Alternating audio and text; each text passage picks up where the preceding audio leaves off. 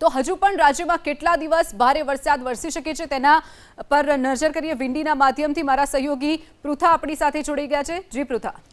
જી શિવાંગીની, ચોક્કસપણે તો ખાનગી હવામાન એજન્સી વિંડીનું અનુમાન શું છે તેના પર પણ નજર કરીએ તો એક સાથે 5 વરસાદી સિસ્ટમ જે છે તે સક્રિય થઈ છે અને એક સાથે 5 વરસાદી સિસ્ટમ સક્રિય હોવાને કારણે જો આજની વાત કરવામાં આવે એટલે કે હાલની વાત કરવામાં આવે તો દક્ષિણ ગુજરાતનો જે વિસ્તાર છે ત્યાં ભારેથી અતિભારે વરસાદ છે। વાપી, વલસાડ, નવસારી, સુરત, ભરૂચ, આ સાથે જો આગળ વધવામાં આવે તો વડોદરા, ભરૂચ, ખંભાત, ધોલેરા, આ તમામ વિસ્તાર એવા છે કે જ્યાં ભારેથી અતિભારે વરસાદ જે છે તેનું અનુમાન લગાવવામાં આવી રહ્યું છે। આ સાથે અમદાવાદની વાત કરવામાં આવે તો અમદાવાદમાં પણ ભારે વરસાદ છે, ગાંધીનગરમાં પણ ભારે વરસાદની આગાહી કરવામાં આવી છે। આ તરફ ગોધરા છે, બોડેલી છે, રાજપીપળા છે, દાણીપડરા છે, આ તમામ વિસ્તાર એવા છે કે જ્યાં ભારેથી અતિભારે વરસાદની આગાહી કરવામાં આવી છે। આવતીકાલની વાત કરવામાં આવે એટલે કે 1 ઓગસ્ટે તો જે આખી જે ટ્રફ સિસ્ટમ જે છે તે ટ્રફ સિસ્ટમ જે ઉપર તરફ જઈ રહી હતી તે હાલ અત્યારે ફંટાયેલી જોવા મળી રહી છે। આ આવતીકાલની વિન્ડનું અનુમાન છે તો જે સૌથી વધારે પ્રભાવિત વિસ્તાર છે તો ધોલેરા, ખંભાત અને બોટાદ કે જ્યાં ભારેથી અતિભારે વરસાદ જે છે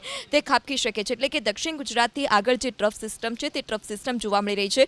વડોદરામાં પણ ભારે વરસાદ ખાબકી શકે છે, તેની સાથે સુરેન્દ્રનગર પણ એ વિસ્તાર છે કે જ્યાં ભારે વરસાદ જે છે તે ખાબકી શકે છે। ધાંગધ્રામાં પણ ભારે વરસાદનું અનુમાન જે છે તે લગાવવામાં આવી રહ્યું છે। આ સાથે જો ઉત્તર ગુજરાતની વાત કરવામાં આવે તો ઉત્તર ગુજરાતના જે વિસ્તારો છે ત્યાં ઉત્તર ગુજરાતમાં પણ ભારે વરસાદ જે છે તે ખાબકી શકે છે।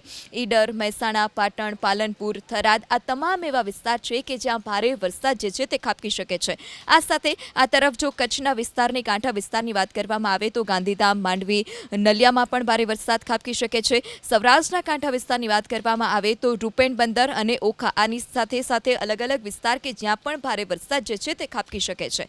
જો બીજી તારીખની વાત કરવામાં આવે એટલે કે 2 ઓગસ્ટની વાત કરવામાં આવે તો જે ટ્રફ સિસ્ટમ જે છે તે ટ્રફ સિસ્ટમ ધીરે ધીરે નબળી પડી રહી છે। આ સાથે જે સૌરાષ્ટ્ર, મધ્ય ગુજરાતની સાથે ઉત્તર ગુજરાતના જે અમુક વિસ્તાર છે ત્યાં ભારે વરસાદ રહી શકે છે। પાલનપુર, રાધનપુર, પાટણ, થરાદ, આ અલગ અલગ વિસ્તાર છે, રાપર છે, માળિયા છે, ભચાઉ છે, આ તમામ વિસ્તારમાં જે ભારે વરસાદ છે તે ખાબકી શકે છે। એટલે કે અમદાવાદમાં જે રેડ એલર્ટ આપવામાં આવ્યું હતું તે 2 તારીખે રેડ એલર્ટ નથી, પરંતુ આજના વાત કરવામાં આવે તો આજે અને આવતીકાલ તેમ 2 દિવસ જે આખું જે ટ્રફ છે તે ટ્રફ ગુજરાતને ગમરોળી શકે છે। ભારેથી અતિભારે વરસાદની જે આગાહી છે તે પણ કરવામાં આવી છે। આ સાથે પ્રશાસન તરફથી પણ સતર્કતાના ભાગરૂપે સ્ટેટ કંટ્રોલ ઇમરજન્સી સેન્ટરથી તમામ જે નજર છે તે રાખવામાં આવી રહી છે। જી શિવાંગીની।